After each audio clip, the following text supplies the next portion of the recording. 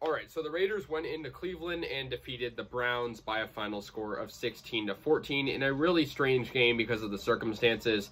Browns, obviously, without a lot of their key players that are out sick, such as Baker Mayfield, Jarvis Landry, and a lot more. I think they had a total of 8 guys that were affected. So they were starting third-string quarterback Nick Mullins, and if you're a Raiders fan, you know Nick Mullins too well as the 49ers quarterback that destroyed us a couple years ago. But besides the point, this game was weird. I mean, you know, the Raiders scored a touchdown on the first drive of the game for them, and then they didn't score a touchdown at all the rest of the game. I'm not impressed with this victory, to be honest with you. I want to just make that loud and clear. I'm not impressed with this performance today. Derek Carr is continuing to be inconsistent. Wasn't impressed by Carr. His judgment is bad. His football IQ is not very good. He has talent. I'm not going to say he doesn't have talent, but he's not like the smartest guy when it comes to decision making. I mean, I'm referring to mostly at the end of the game, he throws a terrible pass, overthrowing Zay Jones that was picked off and pretty much sealed the game had the Raiders defense not shut down the Browns on the following drive. Now, speaking of the Raiders defense, I wasn't impressed by them either. You're facing a third-string quarterback, and in the second half, they're allowing 2 touchdowns in each of the third and fourth quarters. The Raiders didn't win this game because of their quarterback. They didn't win it because of their defense. They won it because Daniel Carlson is one of the best kickers in the league, and I think that's quite obvious with the big contract he just signed. It looked like in this game that Josh Jacobs got some more carries than usual, which is pretty good. He had 15 carries for 52 yards. Nothing I'm too impressed by, considering, you know, a lot of the other running backs in this league are averaging more than 3.5 yards a carry. But, you know, it's good for him, I guess. Mullins, you know, for a third stringer, didn't look terrible.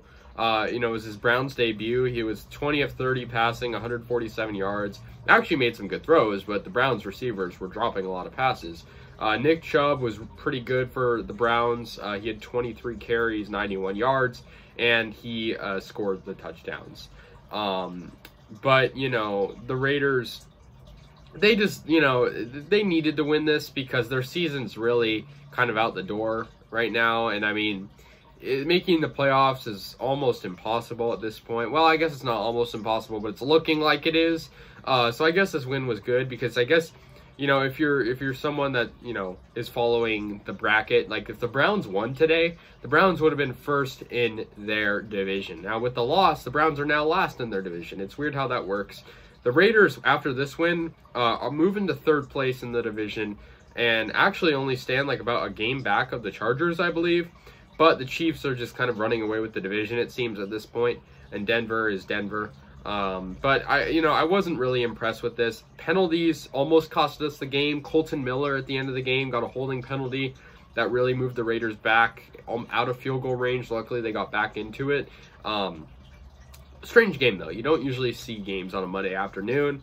And obviously, the Browns missing a lot of their key players. But that's why I'm not impressed, because the Raiders should be winning by at least 2 touchdowns if you're playing a practice squad team, right? Nick Mullins, not a good quarterback. I'm sorry. I mean, you know, he was good for what he did, but, you know, I'm not going to say Nick Mullins is good. Jarvis Landry, their best receiver, you know, he's not in the game. They're missing a lot of guys, and this game was already postponed, so the Raiders were put at a, like, slighter disadvantage, or, disadvantage, because the Browns did get some guys back. And there was controversy about that within the players and the community. But, yeah, the Raiders didn't look too super impressive today. I'm not really happy about this win. I'm happy we won. I'm not happy about the way it went. Obviously, we have 3 games left. We're going to play the Broncos next, and then, you know, 2 more games after that. We'll see how it goes. You know, the most wins we can get is 10. The least amount we can get, I believe, is it would be 7, because if we lost the rest of our games. But, you know, hopefully they can win. We'll see how they do. Derek Carr, really inconsistent. You know, I'm kind of just waiting until they kind of make an announcement on what's going to happen with him, because it's not looking good. It really isn't looking good with the way he's playing.